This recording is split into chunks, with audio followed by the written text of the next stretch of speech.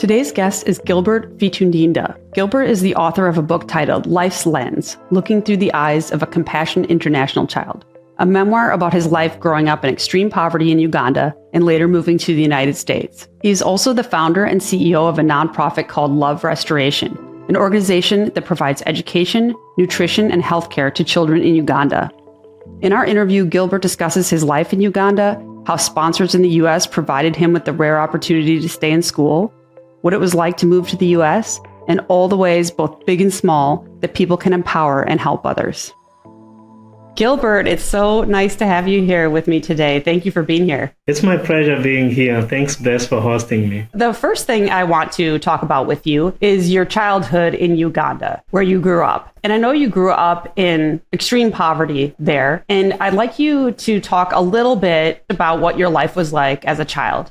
Thank you so much for asking. As a child, I grew up in the southwestern part of Uganda, in a town called Kisolo. It's pronounced as Kisol because of how welcoming place it is. And the way I grew up, I'm the youngest of 8, so I'm the eighth born, plus mom and dad, and my family was a subsistence farming family, which meant we ate whatever we grew from our gardens. So in times of harvest, we had plenty to eat. But because of poor storage facilities and some other months, some food would be put to waste and we almost starved the other months. I remember October was the hardest month of the year because it happens when you just finish planting and you don't have enough food to eat. But my parents tried their level best, of course, to try and take care of us. We stayed in a makeshift house made of mud. The roofing was grass thatched and the walls were just like wood put together and patched like with mud. And life was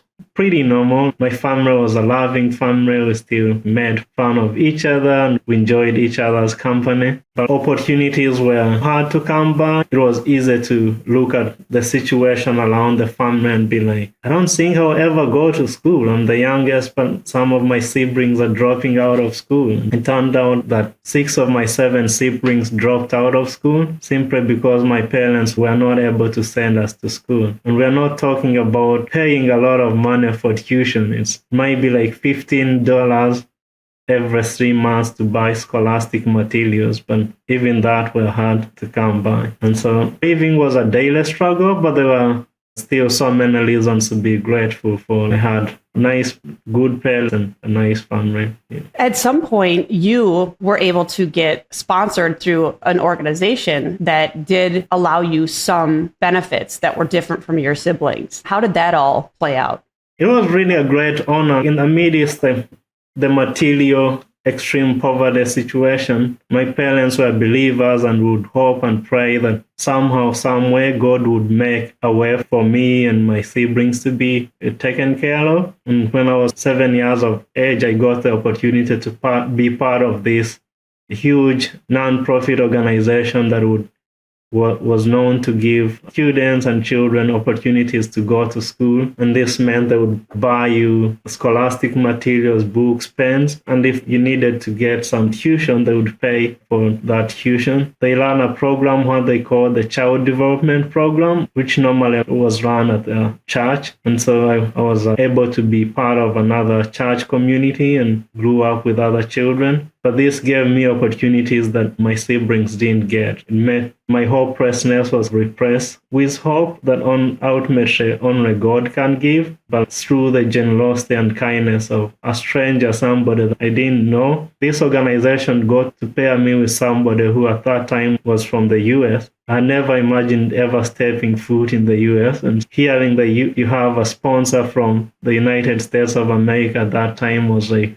it's something unfathomable. You couldn't easily wrap your mind around it. My world at that point my thinking was like the world starts and stops like where I am, but knowing that there's somebody else very far away supporting you helped me know that perhaps I could make friends out of my community. Perhaps there are other people that I don't get to see every day. There's another group of people that, if given a chance, I could connect with. And I remember that relationship was transformative in ways that something that organization provided to me would turn out to be treasures for my family. I remember when I was 8 years of age, through this non-profit, I got to receive a mattress. And that was the first mattress that my family ever held. And so I bring it home, and I was 8, and I think I still hadn't learned to control my brother very well.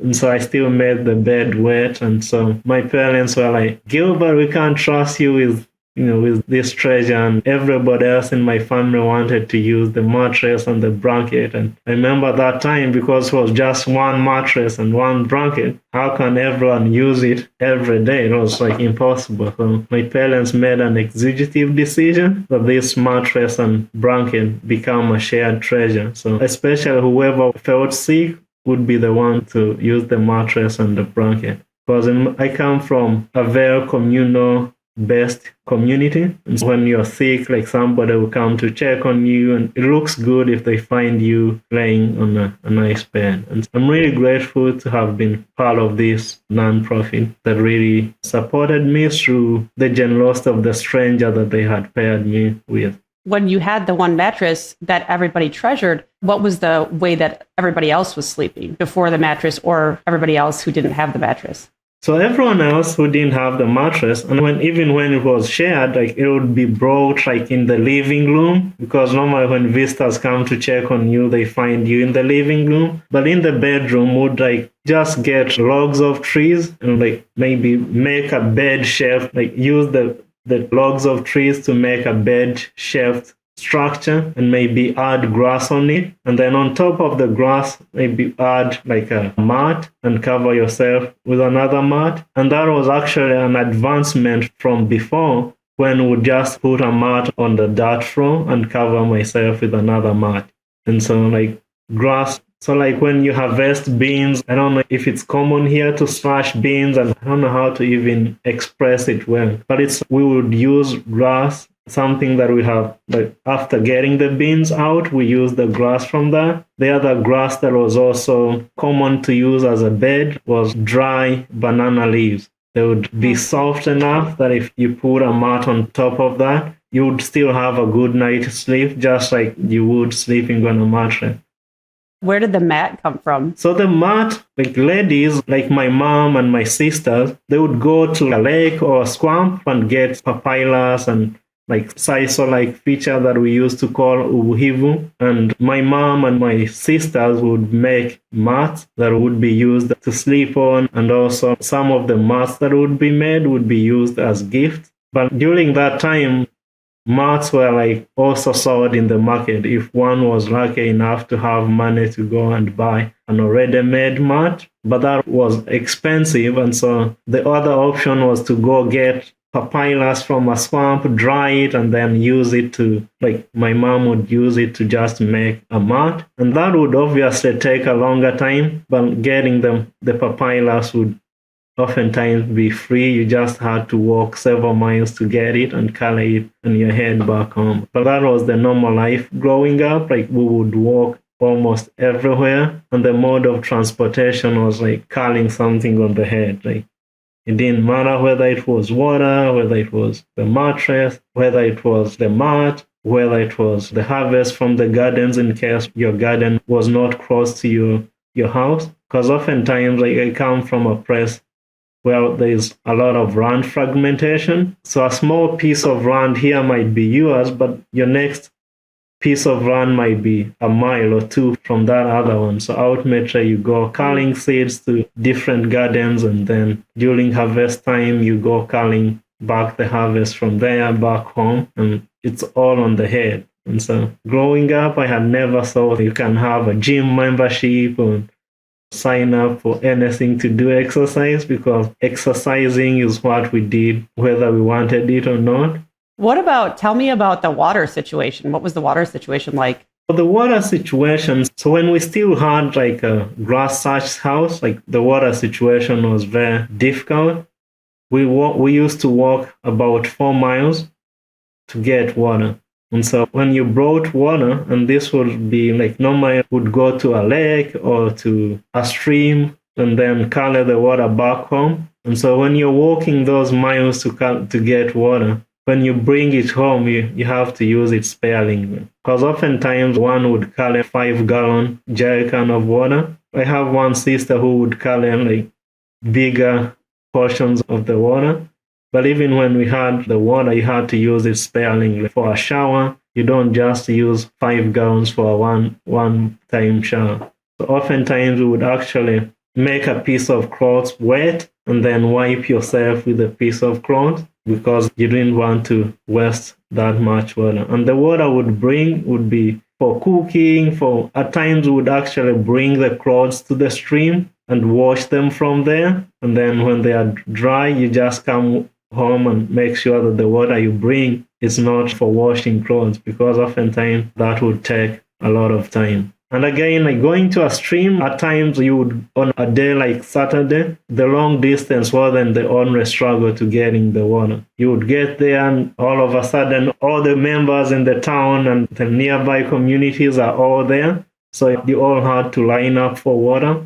And sometimes lining up to even get to a point where you can fill your bucket, your gallon, or we call them jerrycan. So getting to a point where you would fill your container to carry water home sometimes would take hours, even closer to 8 hours.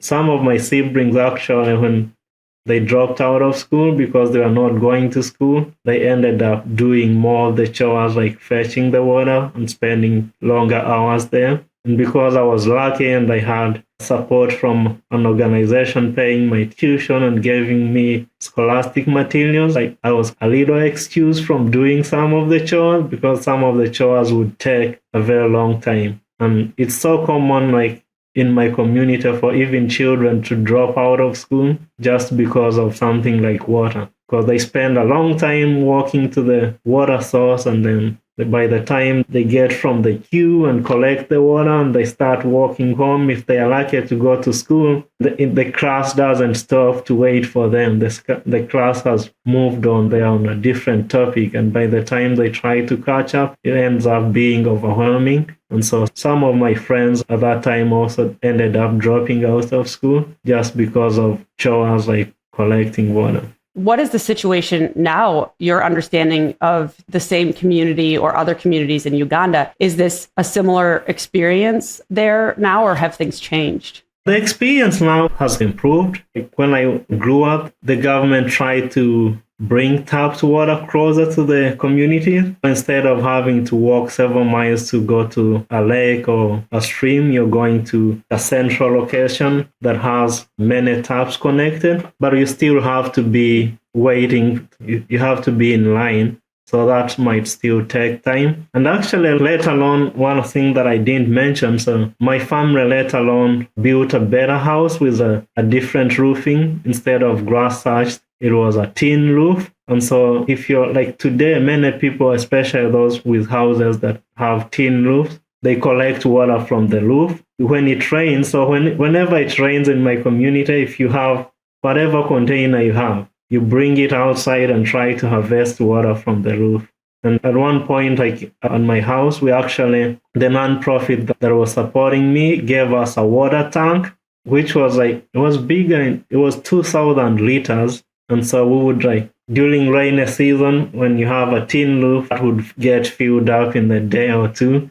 And then that helped us minimize how long we had to walk for water. But that's also a seasonal one. You have water as long as it keeps raining. Once it starts drying again and you get into dry season, you have to go to the nearby community where they have community press where you can be in line and get the water. But still, if the people there are too many, then you're like, I would rather go to the stream. Maybe there are fewer people. You go to the stream, which might be farther than the community press that the government has been putting in. And so the water is still something that we struggle to get, even when there are a lot of wrecks. But we don't have the infrastructure that brings the water to every home, and not every home has the luxury to even have a load that gets to the home. So like in my home growing up, if you had a car, you can't get it to where I was born and where my mom now lives. You lost your father. I think you were 14 years old when your father passed away. That had to be really devastating, especially considering that your parents were subsistence farmers and I'm sure relied on each other to continue providing for the family. So what was that experience like, losing your father? It was obviously difficult losing my father. And I remember actually when my dad passed when I was 14, sometimes like community members and my older siblings will make up stuff like you'll see dad again and somehow you want to believe it. But it was very hard. Like the chores had to be different. My mom had to take on the role in responsibility of being a mom and like a dad. And some of my older siblings had to take the responsibility of caring for the young siblings like me. And so it was overwhelming and it didn't make sense. I remember I was a young believer and I had learned some scriptures. And I remember one scripture that I had learned was like, God does everything good for those who believe in him. I'm paraphrasing here, but it didn't feel good to lose someone. But during that time, I remember writing to the stranger that I had, this organization had paired me with. And the stranger wrote back to me saying, I'm so sorry that your dad passed on, but we have a father who lives forever, and was referring to the Heavenly Father. And so I still miss my dad, and it's been hard like growing up without my dad. It's the support from my mom and from my siblings and from those who God has brought in my life has made life a little better. And I'm a firm believer that maybe someday I'll see my dad again. It was hard. Yeah. So when you describe living in Uganda and the way in which people live and have to walk for water long miles and carry things on their head and things like that, then at some point later in your life, you ended up in the US. And obviously things are very different in the US. So what was that like for you to experience such a difference in the way of living? I've been here for close to 8 years now. And I feel like I'm still adjusting, it's still in transition. And I still somehow, like when I was young, I was told you can't just drink water that's not boiled. That will give you sickness. And here in the US, they tell you the water from the tap, from the sink is clean enough to drink. And some part of my mind doesn't want to believe that's true. And some part of me is, I still need to boil this water. And I remember when I got here, you want to do laundry and wash your clothes. Back home, like all the clothes, but you hand washed them and drying them, you had to wait for the sun to dry your clothes. And so I got here and going for a shower from a wet clothes to learning how to just turn on a shower. And I've been to places where they even have smart showers, like to turn on the shower. It takes extra steps. So I had like when I got here, I had to learn all that, like how to start a shower, how to do load the starter washer and dryer and washing press. That's something that we hand washed. And most presses here, like in the US or where I have been, there's a dishwasher. And so I had also to learn how to use a dishwasher, which in so many ways, this is so easy. Why this is so easy. And also the water, like whenever I had to take a shower back in Uganda, if you wanted to use hot water to shower, you had to literally go start a fire, boil the water, put it in a bucket, and then shower. But here you turn the shower like on some certain side, and then the water gets warm. And I'm like, there's no excuse for not showering. Like, if I showered less back in Uganda, it might be because, the water was hard to get, and if you wanted it warm, you had to put in effort, use firewood. Like firewood was also a resource that we used to collect, and so we had to also use it sparingly. But here, knowing that you can just warm water and have water in the house, it's so humbling. And I mean, not everyone in Uganda goes through the same situation that I grew up with. And so there are families in Uganda that have showers in their homes, that have running water in their homes. But my family was just different. And getting here and learning that you can have water in your house and you actually don't have to walk 4 miles to carry a 5-gallon container of water and say, this is so relieving. So what are some things about the culture in Uganda where you grew up that are really positives that you don't necessarily see in the US? It's not saying anything negative about the US, but things that are present in Ugandan culture that are really positive. In the Ugandan culture, most of the things are communal based. So let's say you wanted to do a function, let's say maybe you wanted to do a wedding. It's a responsibility for the entire family, the community and friends to contribute money towards the wedding function. So like in so many ways, like what's called crowdfunding here now, we do crowdfunding for their social life. Like somebody gets sick and there's no social security, and so social security is the community. And so when somebody gets sick and the bill is high, every member of the family chips in, and I have $5. We use the Ugandan shillings, and so people contribute, of course, based on their abilities, like chip in $1, $5. In so many ways, you do things as a family compared to the individualistic way of living here. Like where I am now, the house where I am now, I can hardly tell you that my neighbor, like even like next door or the neighbor across the street. But back in Uganda, even now, I remember all my community members, even like to 4 miles. And the way growing up, like as a child, any parent, you're like a child of the community. So any parent in the community, if they find you doing something that they would consider a mistake, they could punish you, and they still can punish you even today. But here, it's not even, you can't punish someone. Like, it's like everyone has their own perception of what's right. The government has the general laws and regulations, but the communal way of living in Uganda is way different with the individualistic way of living here. You grew up with a strong faith in God, and through the nonprofit that you were sponsored through, you also got a lot of influence in that direction. Is that something that was just a part of your family and your community, or was that more specific to you? That was more with my family. And like, of course, the nonprofit had a huge impact in my faith as well. But in Uganda is a Christian country, if you will. And so 85% actually of the Ugandan citizens will have a close attachment, like 85% call themselves Christians. But it can be in a way that you just go to church every Sunday and things like that. So it can be a traditional way of looking at it. But the church I went to growing up, it's the same church that my grandparents went to. And so it happens like that. You're born with parents who go to church, then you go to church and your children will go to church.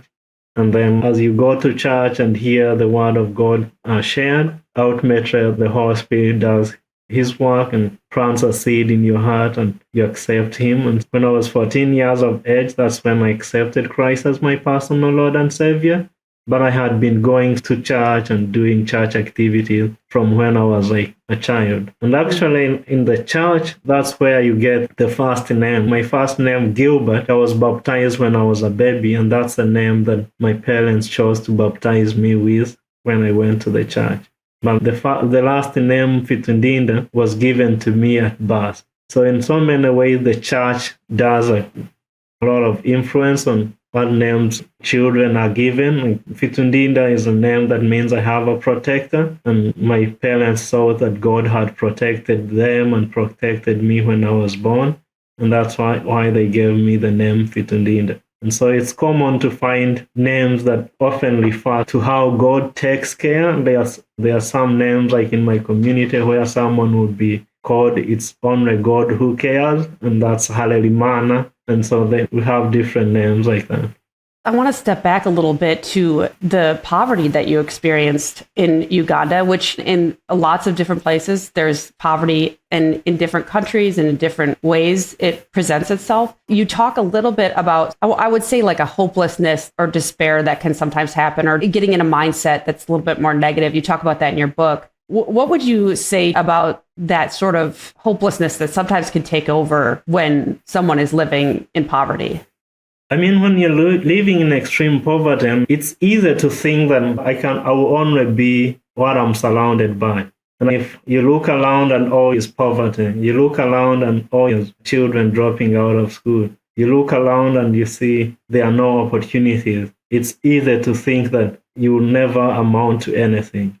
Occasionally, of course, it also depends on the people surrounding you. Like I said, we live in a communal society. And so if you are surrounded by negative people who come to you and be like, Gilbert, we see that nobody in your family has ever gone to college, you never go to college, you never amount to anything. We look at community validation as something very important. And if all that you're getting from the validation, like from the community, is negative, you can easily think that that's all you're going to be. And I experienced a little bit of hopelessness when I was a child because some of my siblings had started dropping out of school. And so I couldn't imagine my parents saving up enough to send me to school. Education in my communities in Uganda is still looked to as a key to success. Because again, there are not many careers that you can do. There are not many fulfilling jobs you can do. If all that you're depending on is subsistence farming,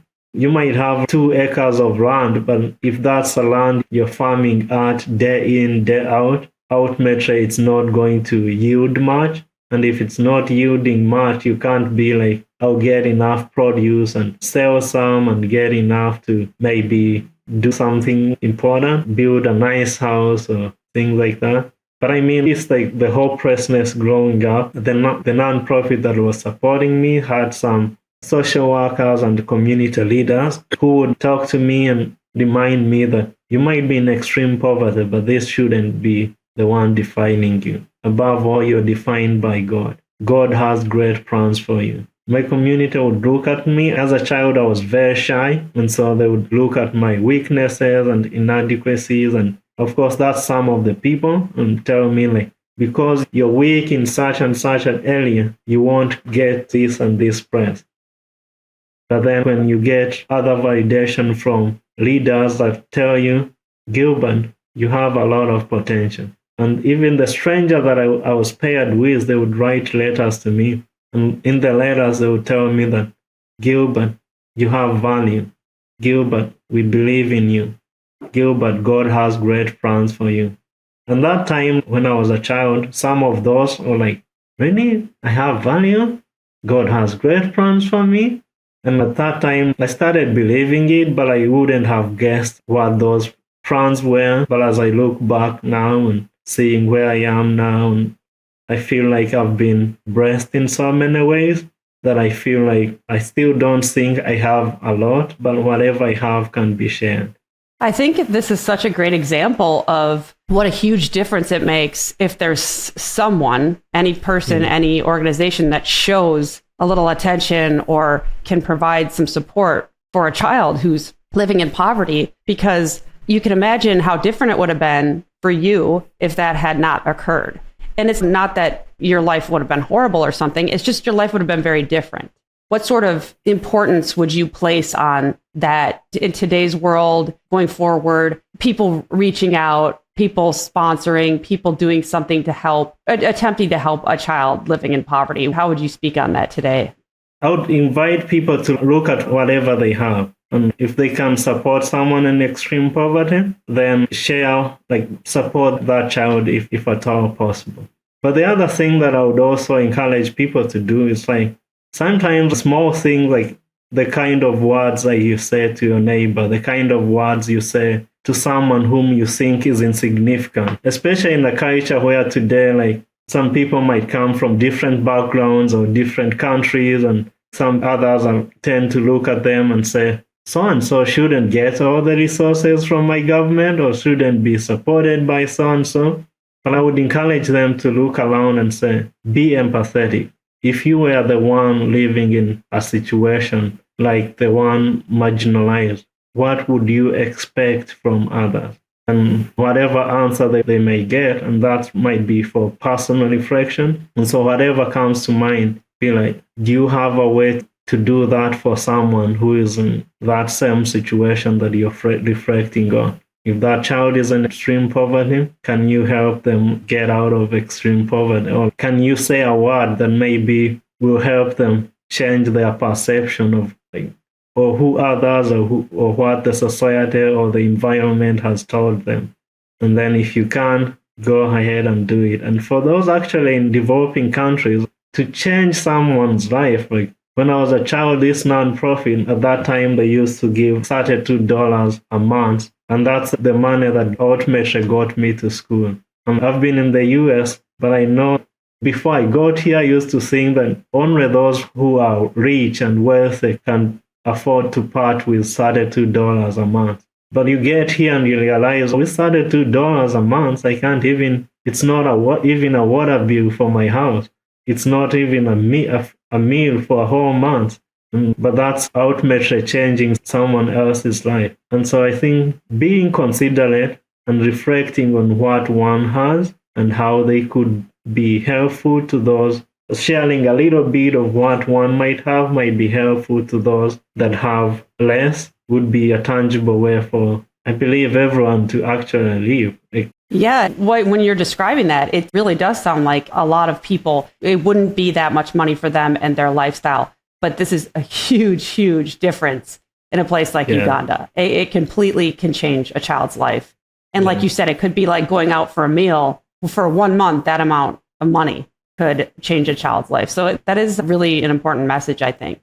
And I want to segue then to the organization that you started called Love Restoration. And that is another example of that. If there's donations, then you can provide those directly to children. Tell me what you do with Love Restoration.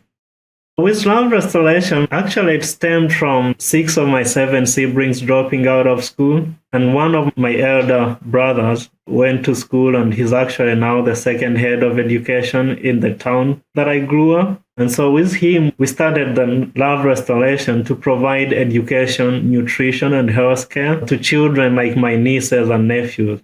And so when my siblings dropped out of school, they did the next big thing, which get married at a young age. And as of today, I have over 40 nieces and nephews.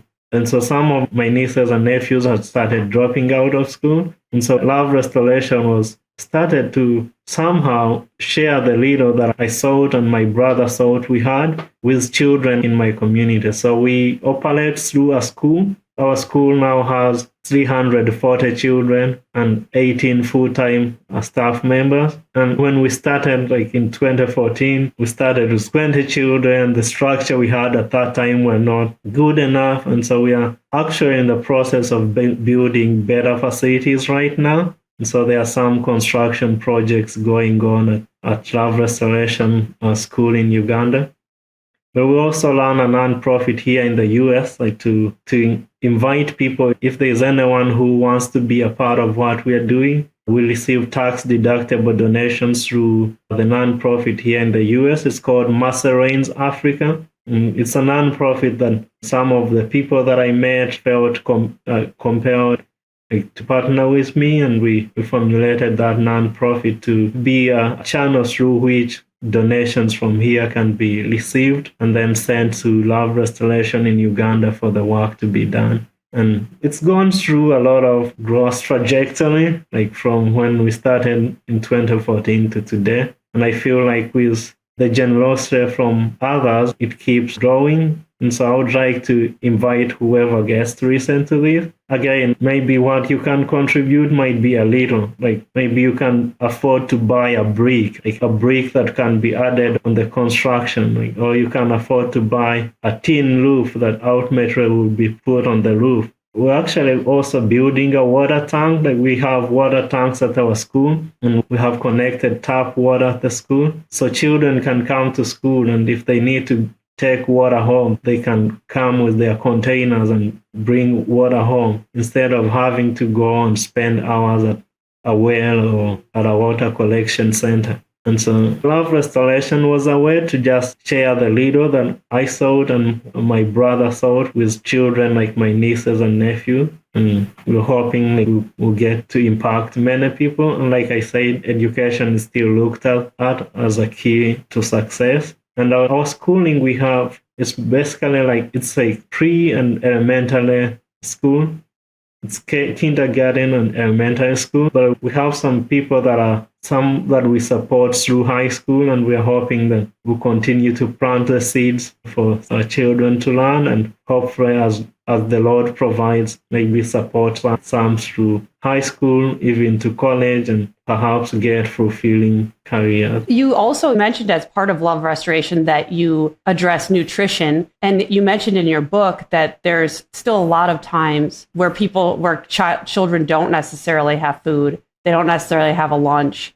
It's my understanding that you, at that school, you do provide food, at least when they're there. And is that true that still to this day, sometimes children don't have food on a daily basis? Yes, it's still today, children don't have food on a daily basis in their homes. And if they do, again, because our community is subsistence farming and you're eating food from your own garden, it's easy to eat the same food over and over again.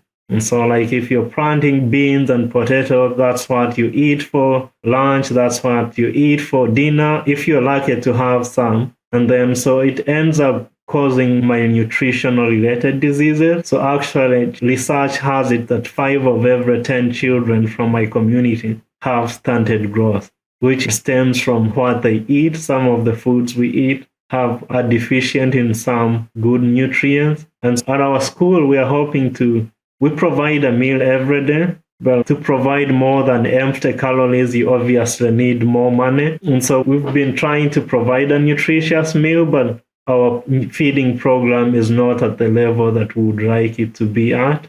Even when we feed the children, they don't get the best food because we don't have the funds to get them the best food. But our desire is to hopefully in the future get the feeding program to a level where we can provide better food rich in nutrients that any child who gets to eat it needs. I think it's wonderful, and I hope it keeps growing. I think it will. I think it will. Reading your book and talking to you, you're a very motivated person. You're a very positive person trying to do good works in the world. And I think that's really wonderful. And I want to mention too, that because of organizations that you were able to be a part of, you got a college degree and you got a master's degree. Yeah. So in your community where you came from, hearing those words that sometimes people said, oh, you're too shy or nobody else went to college, you're not going to make it. You did, and you even have a master's degree. So again, it's amazing what a sponsorship or an organization can really do for someone. Yeah, it's a lot that one can do.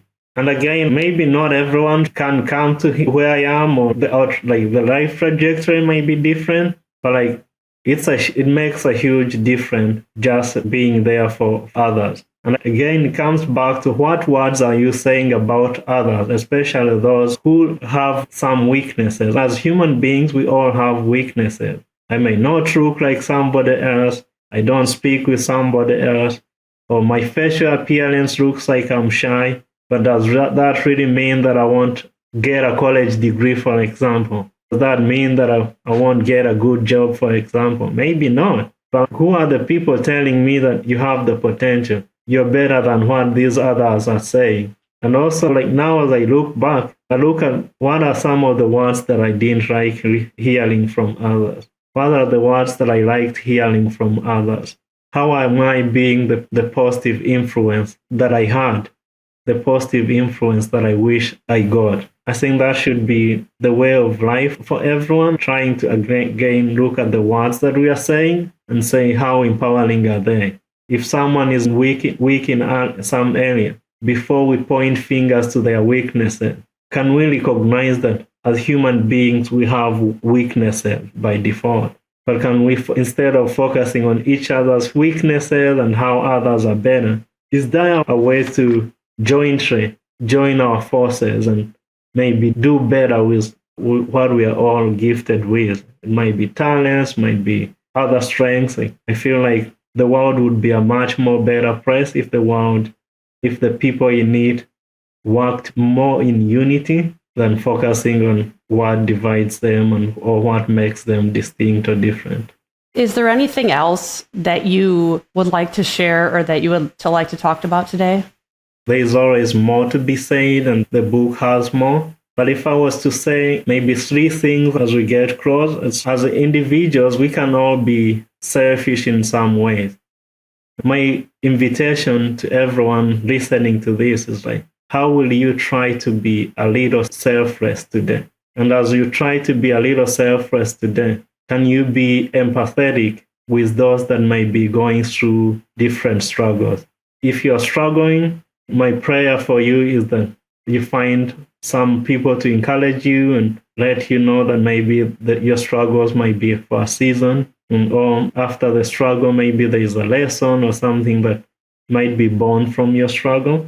And then my last one is, as we hear encouragement and maybe share things and talk to people, especially in this world of social media where it's easy for everyone to feel like they have a voice? Can we be careful with our words as we share them with others? If, let's say, for example, somebody is in extreme poverty, they may be going through extreme poverty, but poverty is not their middle name. It's not their first name. They have a name, a first name.